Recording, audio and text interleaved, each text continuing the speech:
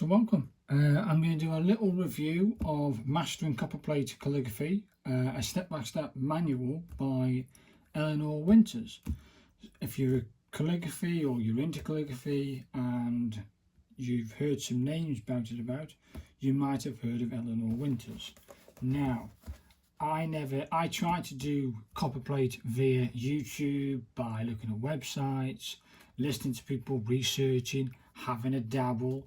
I mean, I think I showed in the last video that I did, or I've done, I started out doing broad nib, and when I first started out I was doing on bits of paper, so I decided to revisit my calligraphy and start with the chancery script, and I was happy with it, but I wanted a challenge, so I got down to the numbers, lowercase, uppercase and numbers.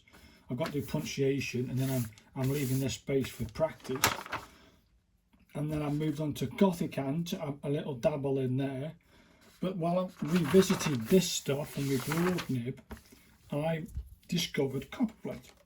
And with a bit more research and a bit more trying, I tried to do copperplate on a scrap piece of paper, and I tried to get some structure, and I didn't have any guidance. So this is why I brought this book by Eleanor Winters.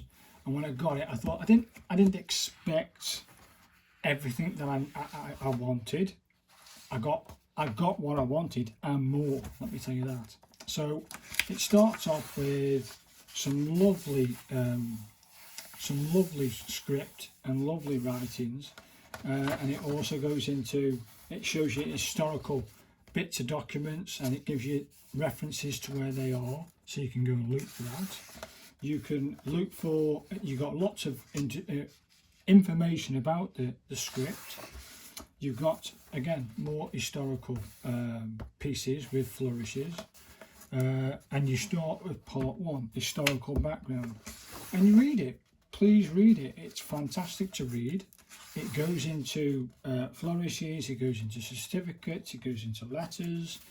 It gives you the background, the basics of the background. I won't say full history, but at least the background of copperplate. It gives you the uses of copperplate, like ledgers. That's like a ledger, giving you bits and bobs. It's absolutely beautiful. Hopefully you can see that on the camera. I'll check that. Let me hold it up. You can just make it out. It's absolutely beautiful. So it's worth reading the introduction. Just sit there and read it. If you can get that, that's just phenomenal. A phenomenal piece of writing, that is.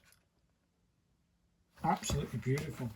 And then we move on to learning copperplate part 2. And this is where I'm actually chapter 3, I think, or part 3. So it gives you some tools, some materials, etc. It looks like a lot of reading, but do read it. It's information you need to know. It goes more reading, and then it goes into letter proportions, angles, drawing guidelines. Now this is the bit where, when you get to that bit, drawing guidelines, read it carefully, because then it goes into building your own template, and that's where Eleanor Winters takes you along the journey. So history, tools, materials, information about actually writing copperplate, and then we start building a template, which you're going through a gradual step-by-step process. By the time you finish this, you should have a template that looks like, if you can get that on camera, that one.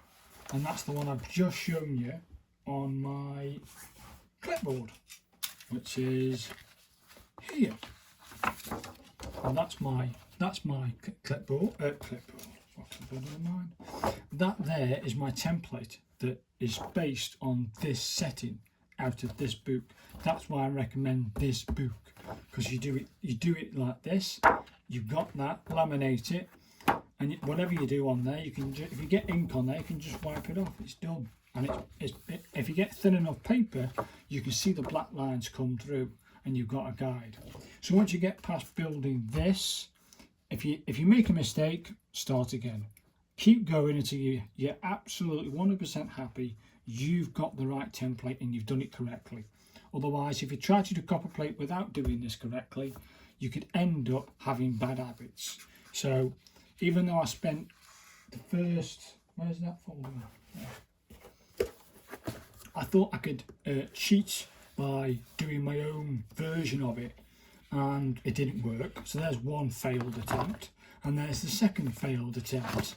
But my third attempt, I did this and it worked. So always do, if Eleanor is taking you to this stage, do that right, and it just makes it. But the moment I started using this, my calligraphy on copperplate took off and I started to enjoy it more.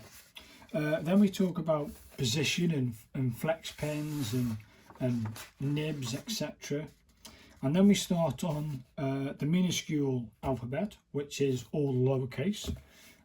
Before we get to that stage, Eleanor takes you through some basic strokes, and there are mountains of videos saying to you, learn the basic strokes, learn the basic strokes.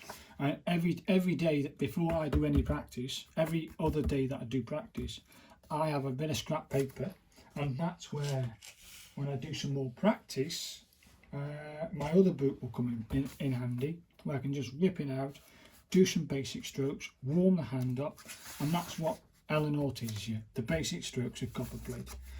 Worth spending a week doing these, maybe even 2 weeks, before you even attempt to. There's quite a few basic strokes, so before you get to actually starting, is that you go into descenders and ascenders, you go into some more information about letter forms, and then you start doing the minuscules. After minuscules, it's joining. After joining, it's the capital letters. So at the moment, I think I'm at where am I now? That's that letter connect. I've got to. I'm going to go back to letter connections, because I've jumped letter connections, yeah, because I want to get to the minuscules, which I think it's got the correct terminology. Other variations, you know, other variations, practice, that's fair dues, and then that's it, the capital letters. And then even with the capital letters, there's some basic strokes for capital letters.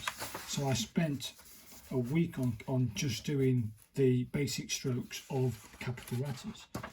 And there's quite a few lead-in strokes for just capitals. You've got lead-in for all copperplate, and you've got lead-in for your capital letters of copperplate. Then we move into here. I've done A, I've done B, and I think I've done the C, so I'm on D next. So it's absolutely fantastic. And before you start doing any letter of any description, Eleanor gives you an in-depth view of how to actually form the letter. It gives you incorrect letters, so you can see if you've done something similar to this, it gives you incorrect letters, and then it gives you how to practice.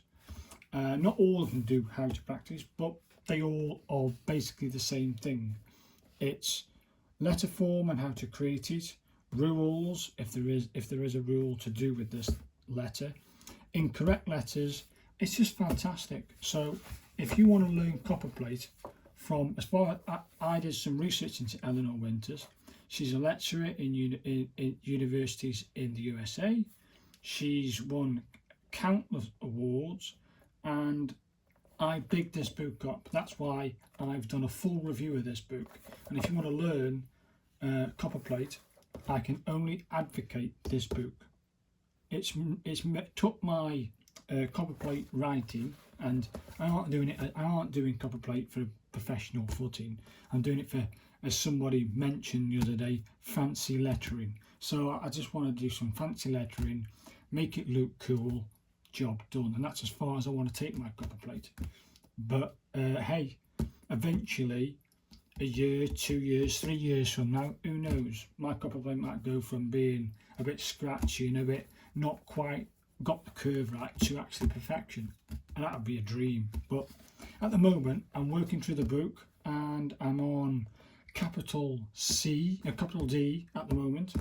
So I've done all the lowercase, and I think I'm going to review all my letters in a month's time, and then look at the ones I need to revisit, and I'm going to revisit them.